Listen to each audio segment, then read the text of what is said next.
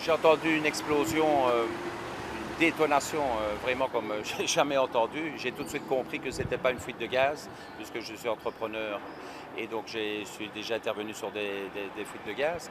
Donc j'ai dit à mon fils Giacomo de vite descendre, puisqu'il allait plus vite que moi, d'aller voir ce qui se passait pour voir s'il n'y avait pas des blessés. Parce qu'au départ, je pensais que c'était l'immeuble ici en face, en fait, où ils viennent de terminer les travaux, où il y avait eu quelque chose. Et en fait, non, c'était cet immeuble-là qui était en face de chez moi. Mon fils m'a dit, papa, regarde, il y a un petit garçon qui est à terre, là. Et donc, il était déjà secouru par 2 personnes.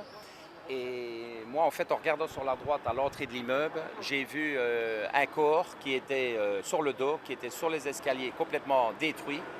Et je pensais que la femme était morte, en fait. Et si vous voulez, après quelques secondes, j'ai vu son ventre qui bougeait.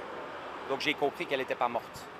Et donc, j'ai appelé mon épouse, qui est donc médecin en traumatologie ici à Monaco et urgentiste, qui a son cabinet d'ailleurs ici, boulevard d'Italie, qui est intervenu très rapidement avant le SMUR pour, si vous voulez, mettre les garrots, tout ce qui s'ensuit, et faire du bouche à bouche, puisque la femme perdait connaissance. Et donc, elle lui a donné l'oxygène comme elle pouvait en attendant que le SMUR arrive avec les bonbonnes d'oxygène et qu'on puisse la transporter à Nice. Après qu'on ait vu la dame qui avait plus de jambes, qui avait plus de pieds, enfin, c'était une scène de guerre, quoi, hein.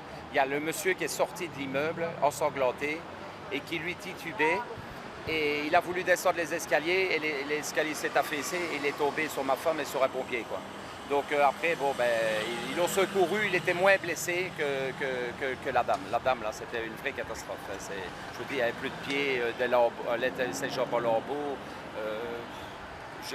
On a dû l'amputer d'ailleurs cette nuit et j'ai des doutes qu'elle survive. J'espère qu'elle va survivre, mais je ne comprends pas qu'elle est toujours vivante, franchement, dans l'état où elle était.